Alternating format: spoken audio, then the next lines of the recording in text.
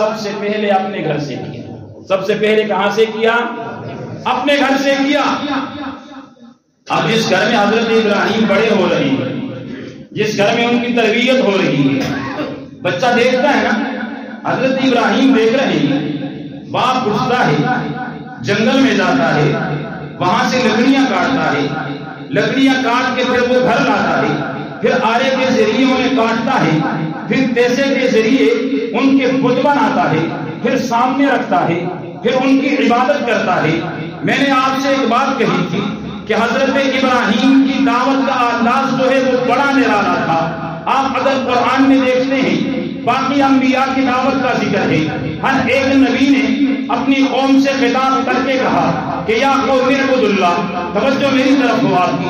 ہر ایک نبی نے کہا یا قوم اعبدوا اللہ، اے میری قوم اللہ کی عبادت کرو. ہر ایک نبی نے دعوت کا آغاز کیا کہ لا الہ الا اللہ، یہ پڑھ لو کامیاب ہو جاؤ گے. اللہ کی وحدانیت کا اعلان کیا، خیروں کی نفی کی. لیکن ابراہیم نے دیکھا کہ باپ بت بنا رہا ہے، پھر سامنے رکھتا ہے، پھر اس کی عبادت کرتا ہے.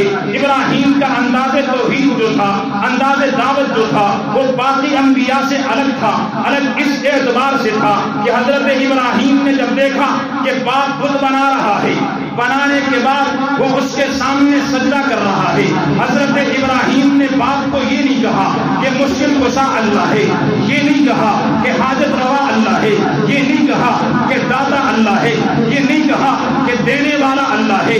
حضرت ابراہیم نے دعوت کا آغاز کیا، یا ابدی لم تعبد ما لا يسمع ولا يبصر ولا یغنی عنک شیئا، کہ ابا جان یہ تو بعد میں بتاؤں گا کہ مقصود اصلی کون ہے، یہ تو بعد میں بتاؤں گا کہ مالک حقیقی کون ہے. بابا یہ تو بعد میں بتاؤں گا کہ رازق کون ہے، یہ تو بعد میں بتاؤں گا کہ مشکل کشا کون ہے، یہ تو بعد میں بتاؤں گا کہ حاجت روا کون ہے، یہ تو بعد میں بتاؤں گا کہ غریب نواز کون ہے، یہ تو بعد میں بتاؤں گا کہ داتا کون ہے، یہ تو بعد میں بتاؤں گا کہ رزق دینے والا کون ہے، یہ بعد میں بتاؤں گا کہ لینے والا کون ہے، یہ بعد میں بتاؤں گا اولاد دینے والا کون ہے. ابا جان پہلے آپ بتائیے گا یا ابدی لم تعبد ما لا يسمع ولا يبصر ولا یغنی عنک شیئا، کہ آپ ایک ایسی چیز کی عبادت کیوں کرتے ہیں، اسے کیوں پوچھتے ہیں کہ جو دیکھنے کی طاقت نہیں رکھتا، جو سننے کی شکل نہیں رکھتا، جو آپ کو نفع اور نقصان پہنچانے کی بھی ہمت.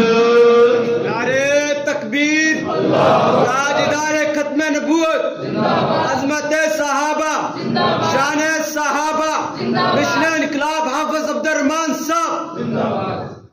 تو انداز نرالا تھا کہ نہیں تھا؟ باقی انبیاء نے کیا کہا؟